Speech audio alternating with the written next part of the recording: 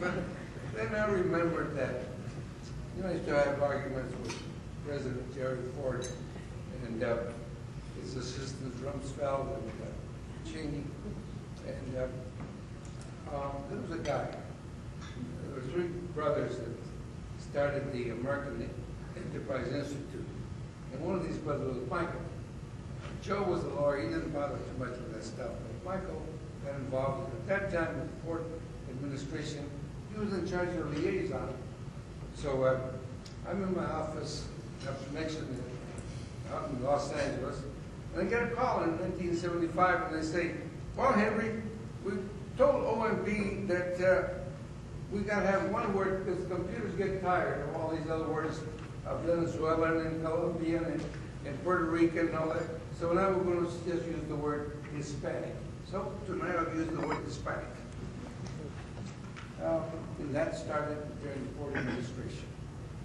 It makes things easier. Well, anyway, inclusion, the word inclusion was the theme of President Nixon.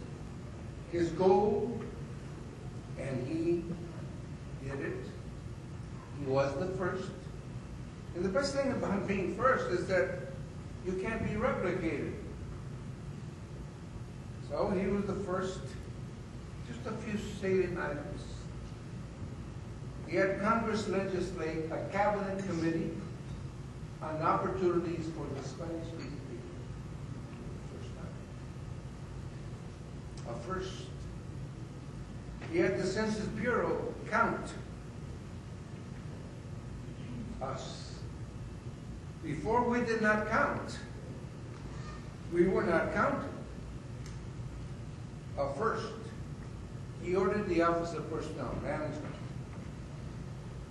to employ Spanish surnamed Americans.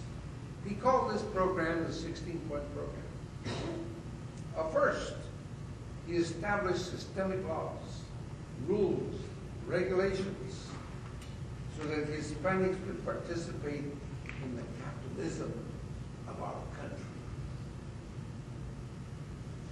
Via ownership of banks and savings and loans, via the 80 program.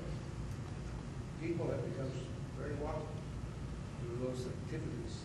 Raul Espinosa knows that world very well. So does Roger Campos, another great pioneer of those days who's here. These are things he did for the first time ever. I remember telling him one day, I said, you know, Mr. President, we don't have any banks. He said, well, go talk to the guy at the SNL, go talk to the comptroller of the currency. So I did. He said, Henry, if you can get people with $100,000 at that time net, write your application on toilet paper, they are funded. They are approved. So Ben Fernandez, I said, Ben, go around the country and get all those guys with $100,000 and women on the net there. And he did. And he formed SNLs and banks, and that was the basis of the RNHA. A little bit of history. History's so nice. He was the first to, he ordered me to prepare research. It's the first. And document so that Congress might make legal the presence of hundreds of thousands of Irish and others, and millions of Hispanics.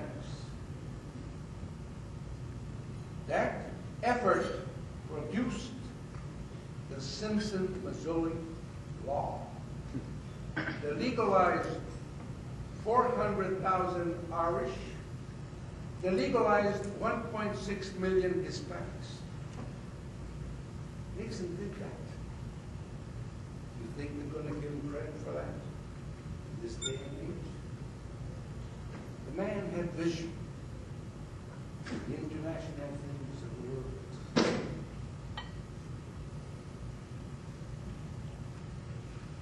He approved by working with the Attorney General so that 25,000 Cuban refugees who were living in Spain could receive parole and come to our country to become American citizens. That's what Nixon did. History doesn't know that. I have to write that book. Top it off, I was able to work with Henry Kissinger for an okay and for my dealing directly with the Vatican, so that for the first time Hispanic bishops would be appointed to high-density Hispanic areas. Never lived church and state, but it doesn't matter. I could go on and on, but you know, someday I'll write a book. On August 5, 1971, Nixon appointed me to be the chairman of his cabinet committee. As I said, good things God takes care of. He told me he wanted 15% of the Hispanic votes for the coming election. He related at length how disappointed he was that he would eat tacos, tamales, wear sombreros, ride on horses, and all that kind of stuff. And all he got was 5% of that vote.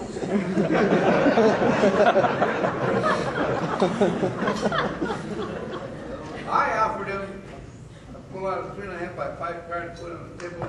I offered him a 5-point program of how he can get 25%.